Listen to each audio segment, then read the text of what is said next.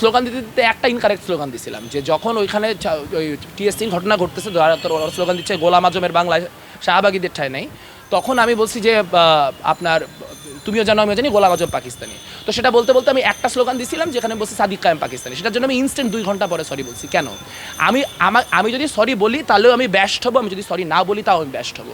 কিন্তু এইটা আমার দায়িত্ব, এটা এনশিওর করা যে আমি যদি বুঝি যে আমি পলিটিক্যালি একটা ইনকারেক্ট অবস্থান নিছি এবং সেটা আমার শত্রুর বিরুদ্ধেও নিছি, আমার ইনস্ট্যান্ট বলা যে না এটা পলিটিক্যালি কারেক্ট না। কিন্তু পলিটিক্যাল কারেক্টনেস উঠে গেছে, পলিটিক্যাল কারেক্টনেস বলে বাংলাদেশে আর কোনো কিছু নাই, যা নয় তাই স্লোগান দেওয়া যাইতেছে 1 2 3 4। এটা কী ধরনের স্লোগান?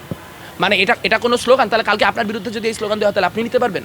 আপনি তো সাদিক কায়েম পাকিস্তানি হইলে হোক পাকিস্তানি এটা বললেই নিতে পারতেছেন না। তাহলে কালকে যদি আমি বলি যে 1 2 3 4 গোলাম আজমের মুখ মার, তখন কি হচ্ছে? আপনি ওটা নিতে পারবেন? তখন আপনি গ্রহণ করতে পারবেন? তো লাশ ফালাই দিবেন। কাজ কিন্তু তারা করতে পারবে, এটা খুব ইন্টারেস্টিং, যে ডানপন্থীরা যা ইচ্ছা তাই বলতে পারবে। ডানপন্থীরা 1 2 3 4 বলতে পারবে।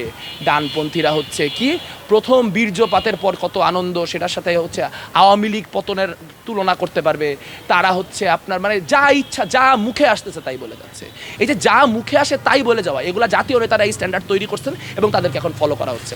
এবং ঢাকা বিশ্ববিদ্যালয় বিষয়ে সারা দেশের এক ধরনের একটা কি বলবো, যে ঢাকা বিশ্ববিদ্যালয় এটা খুব উঁচু একটা শিক্ষা প্রতিষ্ঠান, এখানে শিক্ষার্থীদের আমরা ফলো করি। হয়তো আমরা ক্যাম্পাসে ঘুরে বেড়াই দেখে আমাদেরকে মানুষজন খুব বেশি, আমাদেরকে তো প্রতিদিনই দেখা যায়।